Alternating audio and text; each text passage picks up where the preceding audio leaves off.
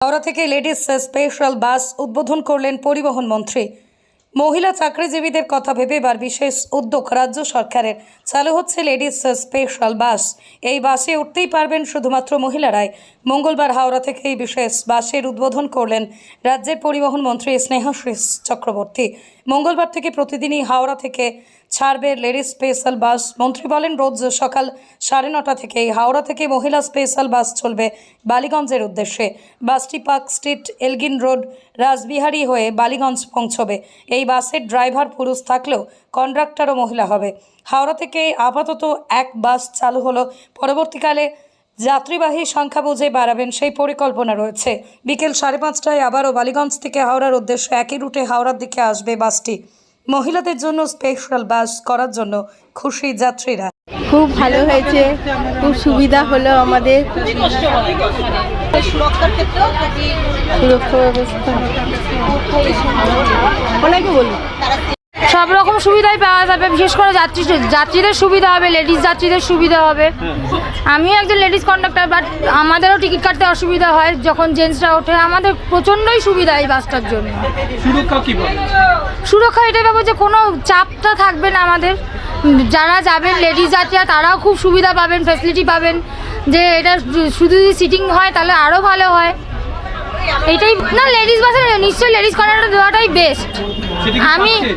আমি তো নিজেই লেডিস কন্ডাক্টর, আমি নিজে এখন রুট করছি।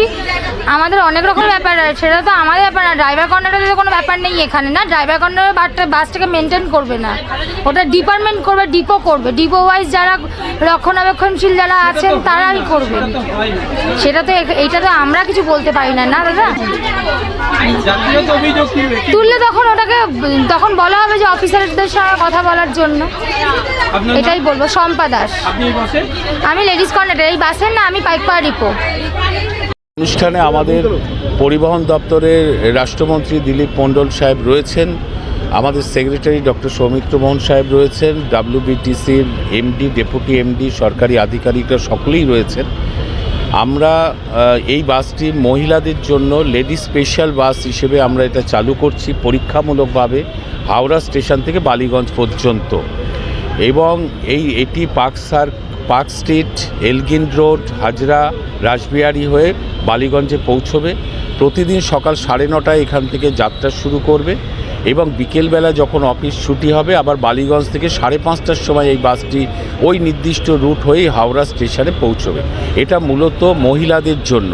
এর কন্ডাক্টর মহিলা, যদিও ড্রাইভার পুরুষ, কিন্তু কন্ডাক্টর মহিলা, এবং মহিলাদের জন্য স্পেশালি এই বাসটি আমরা চালু করলাম। এরপরে যদি যাত্রীর সংখ্যা বাড়ে তাহলে আমরা আবার বাসের সংখ্যা বাড়াবো।